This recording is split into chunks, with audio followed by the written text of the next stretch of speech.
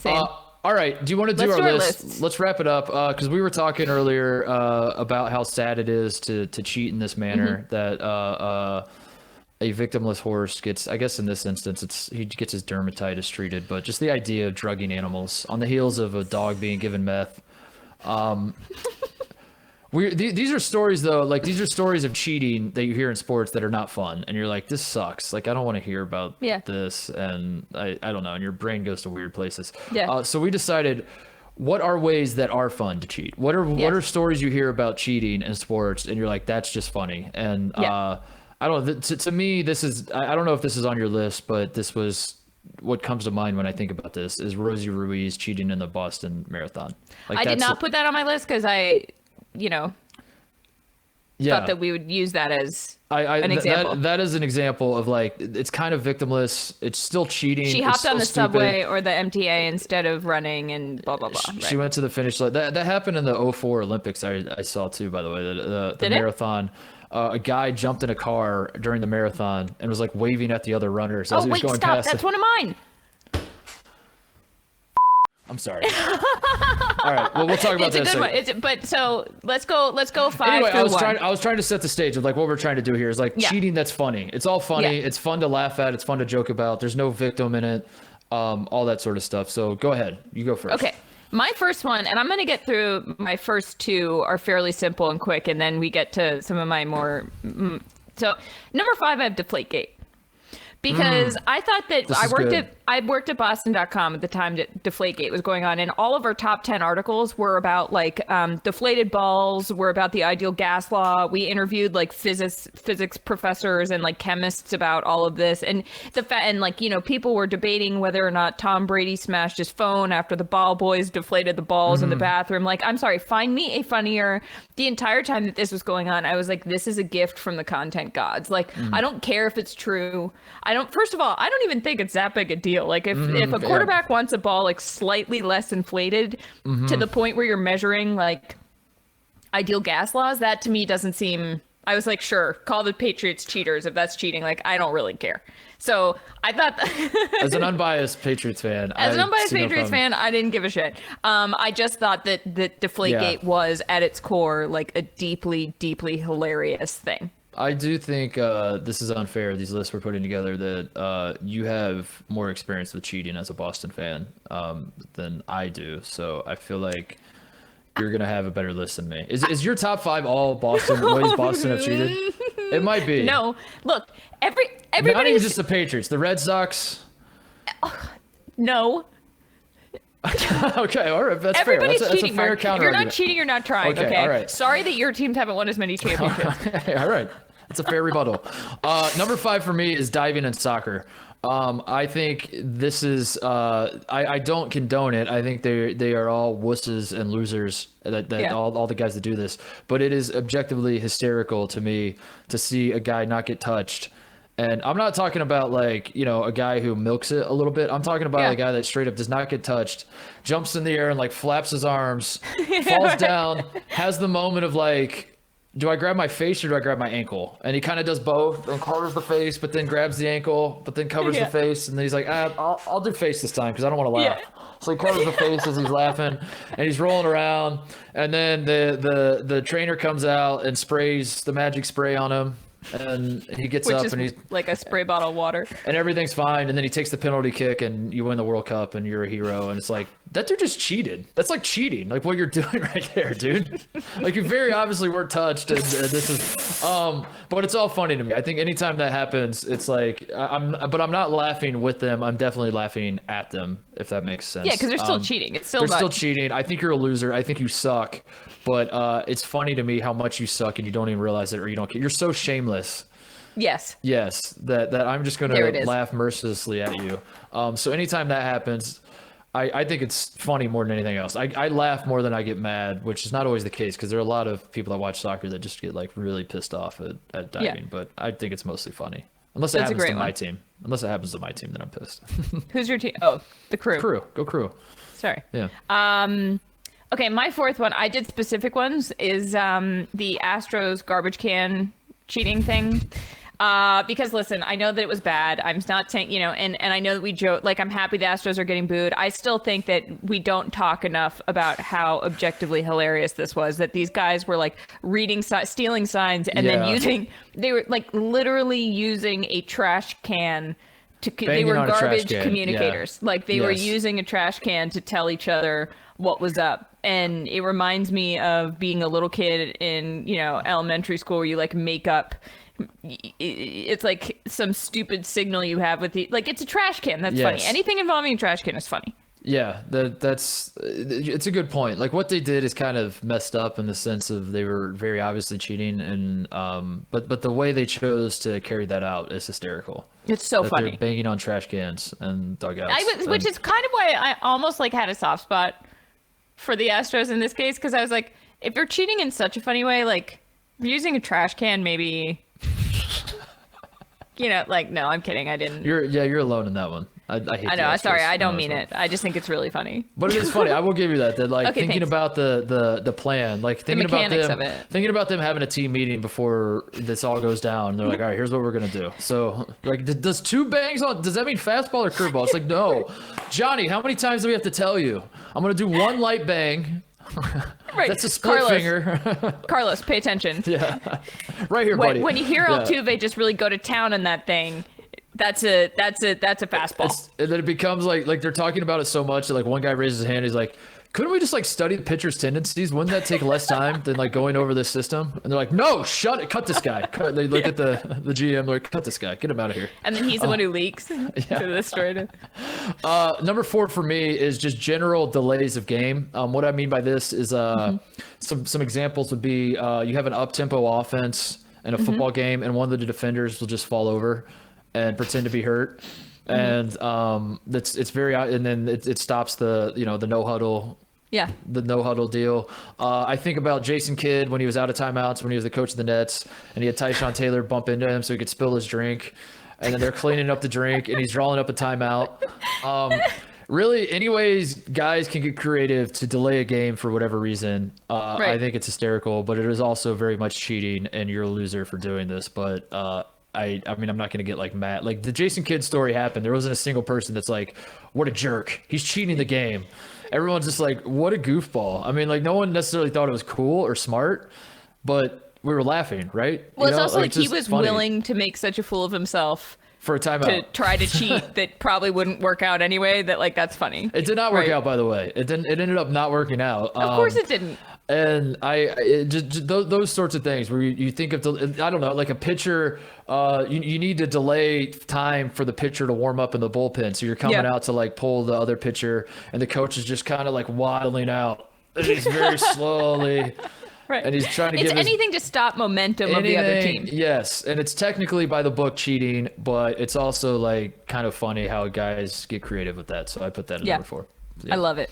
My number 3 is the photoshops for the college admissions scandal.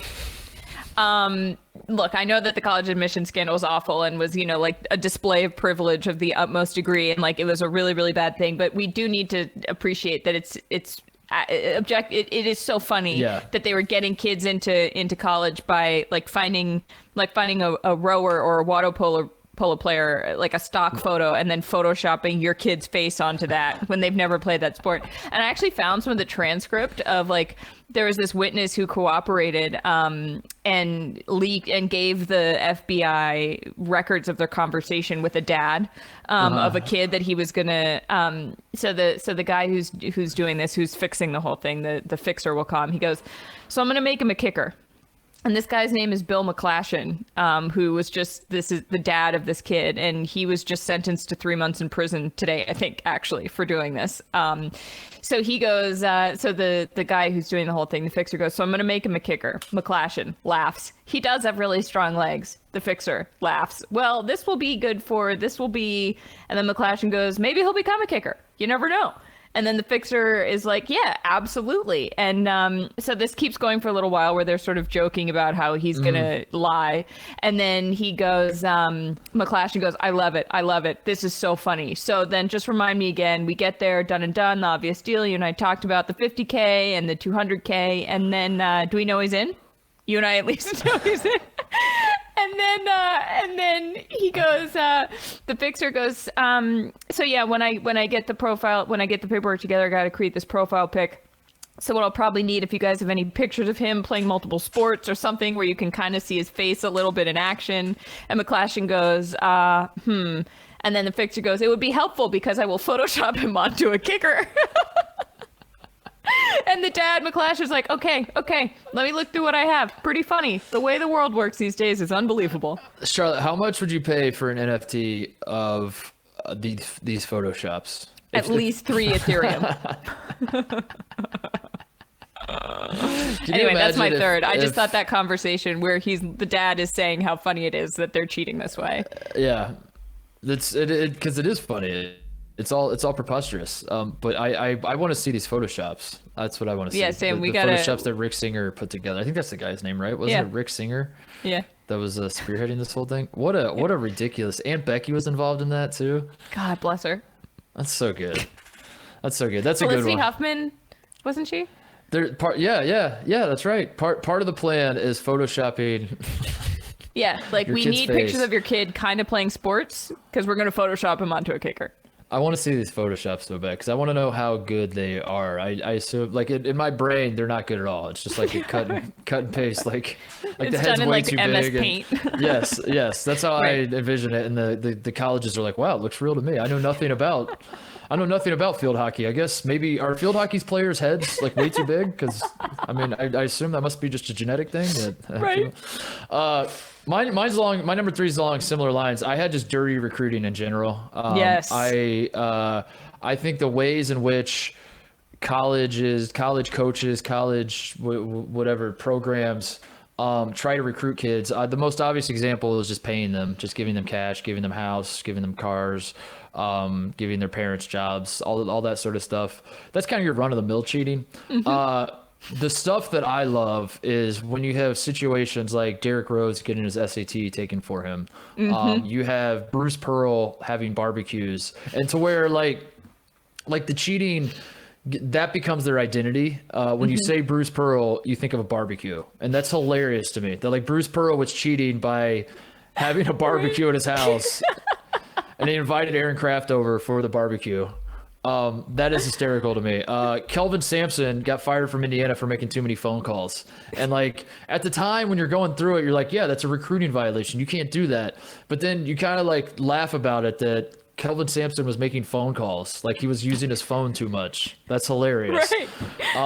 The Louisville one with like the hookers in the dorms. Maybe that's not as funny to some people, but like I laugh forever. But you think it's pretty. I was like, you did what? You did what? Right. Like Right. what are you doing? And you really like think about the extent that people go to give advantages to make their school be more attractive to recruits. It is hysterical, and I think this can only happen in college sports. This only happens here. Yeah, exactly. And a key part of what's funny is because you're talking about 17-year-old boys for the most part. Yes. Like you are trying. Like what is the way you can best bribe a 17-year-old boy? Yes, and it's not like I said, like most bribes are just like straight up cash, and that certainly does happen. But like I specifically love the dirty recruiting that is not cash based, and it's just convoluted. Like we're gonna invite you to this maybe if I invite him to this barbecue and feed him the best ribs of his life, but then that's not allowed, Bruce. You're not allowed to give. He only gets 2 sides, Bruce. You threw in an extra fixin'. It can't be Kobe beef, Yeah, Bruce. yes. Come on, Bruce. Like all those rules are hysterical to me. And anytime there's a college sports scandal of that, and especially like I mean, like at the end of the day, these guys like that's what I mean. Like it's a barbecue. Right. Like who cares? And I mean, the SAT I guess is more. The hookers probably matter. I don't know. Yeah, but you understand what I'm saying? Semantics. Like, yeah. But it's also funny what isn't. Like Bruce Harbaugh. Jim Harbaugh can like have a sleepover at a kid's house and everyone's like, that's fine. Yeah. You know, like what? Okay. Yeah. All right. So the second thing on my list is the story you mentioned is Fred Lohr's 1904 Olympic marathon, where in 1904 the Olympics were in St. Louis. Yep. And it was in conjunction with the World's Fair, and they had this marathon. It was 90 degrees out. It started at 3 p.m. Everybody was out of shape. They had like a bunch. They had 10 Greek guys who'd never run a marathon before. Like the whole thing was a pretty janky operation. And so Lawrence got tired at mile 9, and he was like, you know what? I think I'm gonna get in a car, because cars were just on the course, So he gets in a car, rides for 11 miles. He's like waving at people. He's not pretending he's not doing it. This guy Thomas Hicks is an American who's also running the marathon. He's getting super tired, and his handlers or whatever, they give him a mix of something called strychnine. It's like a pesticide that they thought was a what is it, a stimulant. So it was. So they give him. They're literally giving him poison and egg whites, and they're like, run faster. Meanwhile, Fred gets out of the car 11 miles later. He finishes in under 3 hours. And Teddy Roosevelt's daughter, Alice, is waiting at the finish line, puts a wreath on him. And then everyone's like, wait a second, we just saw that guy in a car. And Lawrence is like, yeah, no, I mean, I know. Like, I was joking. It was a joke. The whole thing was a joke. Like, trying to play it off as like, oh, I wasn't. Lawrence was a bricklayer, by the way. And he would run at night because he wasn't a professional athlete. He was like, I'm just a bricklayer, but I'm here. So Thomas Hicks is almost dying on the course, but he hears that Fred Lortz just got disqualified for cheating. So he's like, okay, I got to keep going. So his handlers give him the same strychnine egg whites, and then they toss in some brandy, and he gets dragged over the finish line, and then he's declared the winner. Fred Lortz is banned from the sport, but then they reinstate him, and the next year he wins the Boston Marathon without cheating. What? Just he ends up winning the Boston Marathon. Wow, I didn't know all that. Yeah, but I didn't either. I only knew about the guy that he got in the car. I didn't know that he was actually won the Boston Marathon. That's hysterical. Oh, the whole story is just amazing. Sports were better back in the day, and I know that's a very cliche thing to say. Is everything was better. I was born at the wrong time. Man, things were so much better back in the day. But sports, I think definitively they were. I think these stories, if this is how modern sports worked, I would love it. I would love to cover. Same. I would love to cover a guy getting in a car during a marathon. I hope I don't know. We need more stories like this, but it's impossible now because security is so much stronger. And there's more money in it. There's more money in it. All right. What's your number 2? My number 2 is doctoring the ball or bat in baseball. Yep. I think anytime you hear stories about what guys are doing to gain an advantage with their ball or bat, corked bats and putting too much pine tar on bats, I'm like, this is just funny to me. I understand the physics behind it. I understand why it's cheating and why we need to ban this, but it's also I'm not going to get mad about it because this is hysterical. Steroids are more obvious and more in your face with how you're cheating. I think this stuff is just how is rubbing too much pine tar on your bat? That's not helping anybody. Come on. Do we really care? And are you aware that spitballs are illegal in baseball? How stupid is that? Why should you be able to spit on the ball? I'm sorry. I don't understand why you can't spit on a ball. You should be able to doctor ball. I think by That's and large. That's how I felt about Deflategate. Yes, I think by and large, if you find a household item that costs less than $5 and you can figure out a way to use it to doctor a baseball so you could throw a better curveball, use it. I think it should be fair game. I think batters and pitchers should both be able to just add shit to their bats. I think you should be able to. You shouldn't be allowed to take steroids as a person, but you should be allowed to give cheap steroids to the ball or the bat. To the ball or the bat. Yeah. You should be able to if spitting on a ball makes you throw a better curveball, I'm all for it. It's spit, dude. If you produce it, you know what I mean? Yeah. Well. Right?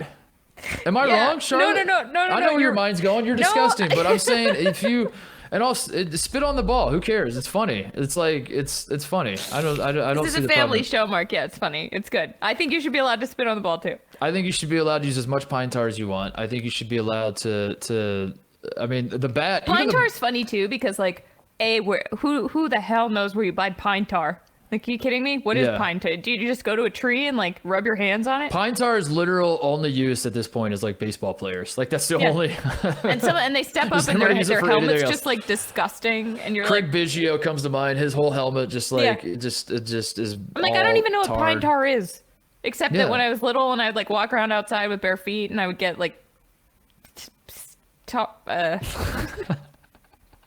pitchers used to have like sandpaper in their back pocket, and they would like. You should be able to use all of that. Why not? That's You how you can't make use an baseball electric funny. sander, but you can use sandpaper. That's my rule. No, I'm saying like you can't doctor the ball. Like you have to be able to do it in the field of play. Like if you're a pitcher, you have to be able to stand on the mound and you toss the ball to him, and then you can like pull something out and like kind of that. It's got to fit in your pocket, and I don't know. I don't understand why bats, like in general, bats. They should have to be a certain size, and they can only be made of wood. But if you want to hollow them out to be able to swing, I don't know. I have a lot of thoughts on this. I think we're doing too much as a baseball community. Let them play. Let them play. Let the kids play. Let the kids play. Throw the spitballs if you want. Anyway, that's my number 2. Go ahead. I love it. Here for it. My number 1 is a story I came across. It's Baron Wolfgang von Kempelen's chess machine. So there's this guy, this Hungarian nobleman. His name was Baron Wolfgang von Kempelmann, and he made a chess machine. It was like an early animatronic thing. It was this huge box, and this guy would pop out of the top of it, this animatronic guy. It was like the original Chuck E. Cheese band. And he had a turban on, and they called him the Turk, which is definitely problematic today. But, at the time, this was just like, and it was this thing with mechanical arms that would play chess masters in chess. And it wouldn't win all of the time, but like it would win. And people were like, this is an incredible machine. Like he made it for the princess or this queen. What was her name? Queen Maria Theresa of Austria, who turns out hated Jews, but also whipped the military into shape and gave birth to 16 kids. So it sounds like a very complicated person. Got to hear both sides. Okay, I'm just saying, I'm Jewish for everybody who doesn't know that, just so we're putting that out there. Okay, so there's this machine, and Edgar Allan Poe even writes an essay about it, and then it turns out that the machine, there was just a guy in it. There was just a guy inside this box. There was no machine. It was a guy moving. It was like the Wizard of Oz, moving the arms, and that's why it would win sometimes, and it wouldn't win other times. And everyone's like, and then finally they're just like, they're just guys in there. Like that's all it is. And that to me is like the most beautiful. If you can convince someone that like a person is a computer in the 1800s, that's just beautiful. I just love it. My mind immediately goes to Cartman as Osimo in the South Park episode, which I know you're not a South Park aficionado, but shout out to everybody that South Park that Cartman pretends to be a robot, and or it just reminds me of like a bunch of squirrels in a trench coat pretending to be a man or something. Right? It's like that's funny. That's like the highest. That's like the most highbrow humor possible to me. So. Here we are. What if that's like how it works still? Like Tesla's autopilot is just some guy named Charles who's just like in the stuffed in the glove box. Like he's on a lunch break. He's like, oh shit, Mike is going to autopilot. Fuck, and he's got to like sit down and like it's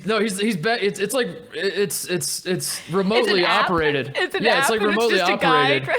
Yeah, and he just sits at like Tesla HQ and he's on a lunch break, and Mike hits autopilot and Charles has to run back and get in his seat. He's like shit, and he's like, he's got burritos spilling all over him. There are a lot of crashes in like the first 5 seconds of autopilot because he's like, oh shit, like turning off Minesweeper. This guy's trying to steer for you in a lab and somewhere in Southern California.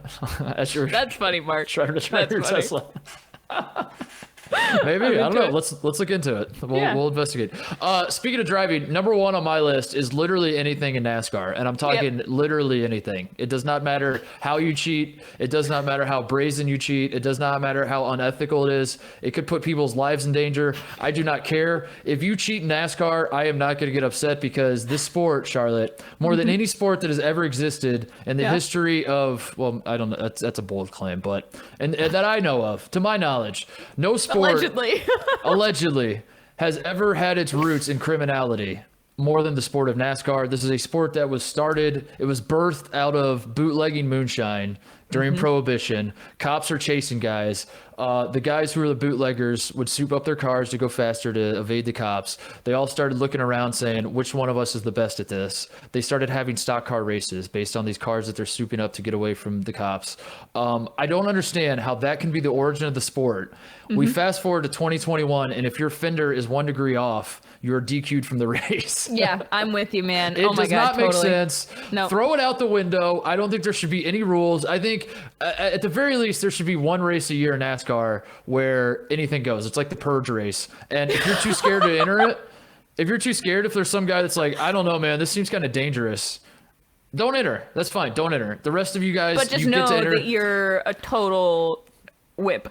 You're a wimp, and I think it should just be like Mad Max out there, and just like guys, I don't know, put spikes on your flamethrowers off the back.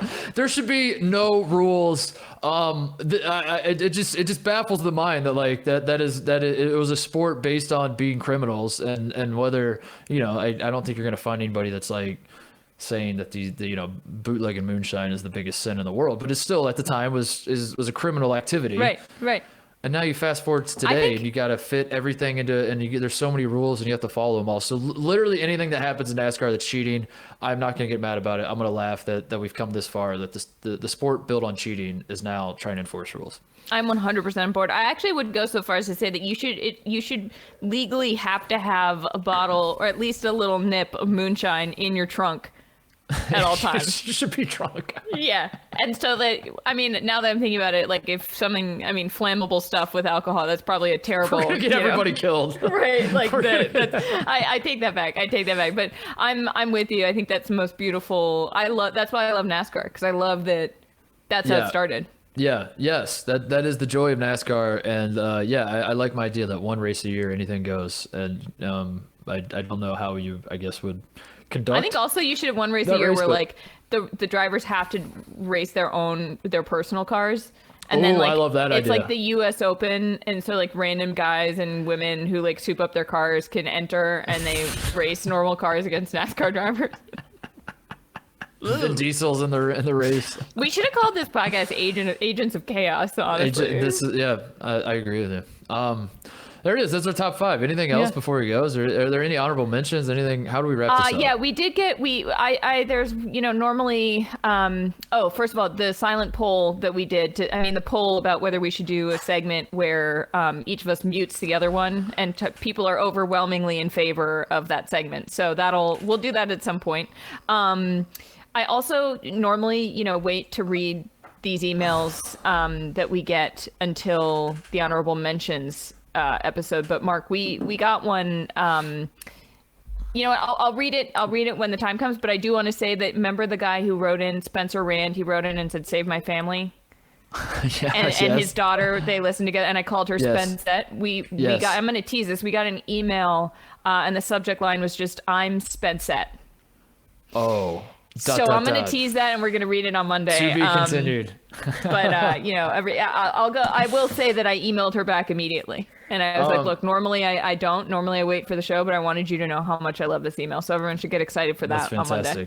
I'm excited Tuesday. for it. Because Lord knows I didn't read that email. Of course you didn't. You can't read. All right. Preakness is on Saturday. Let's all watch together. Medina Spirit going for the double crown, which is what I call it. Did you know? Here's a fun fact: the Derby, the Preakness, the Belmont, the Triple Crown, they go in reverse order of how old they are. The Derby is the newer of the 3, then the Preakness. The Belmont's the oldest, believe it or not, which is weird because the Derby feels like the most prestigious. Did you know? Yeah, weird, right? I didn't know that at all. Also, the reason the Triple Crown is so hard to pull off is that the third leg is the first 2, the Derby and the Preakness, are similar lengths. And then the Belmont's the long one. So like you get these horses that, if you usually win the Derby, it's not that uncommon to then win the Preakness. Right. What is uncommon is to then have a horse that can run 9 or 10 It's like someone furlongs. who wins the 800 and then the marathon. Yes, and then now they have to step it up, and now let's see if you got the distance in you. How and a lot of these horses don't. How much you need for that? Huh? That's gonna be. We're upping the dose to 26 picograms for Belmont. All right, send us emails, thepeoplesportspodcast@gmail.com. Tell us funny cheating stories, or and also your like horse I'd names. love. And your horse names. And your horse name. I would also love to know like lies that you guys told that you thought you could get away with in the moment. Like That's Bob Baffert being like, the what is the most on the elaborate lie that you've told when you knew you were guilty of something? Yeah. And your mom caught you red-handed, and you were like, no, and then you, something like that. I'm gonna think about like mine. that, yeah. But I don't think it'll surprise anyone to find out I was honest to a fault. Like I probably should have lied more. All right. We'll see you Tuesday. Hey pals, thanks for watching the People's Sports Podcast YouTube channel. For more of mine and Mark's very weird rabbit holes, stick around, watch more. You can subscribe, smash that subscribe button. You know you want to. We're going to give you all the weird stuff we possibly can.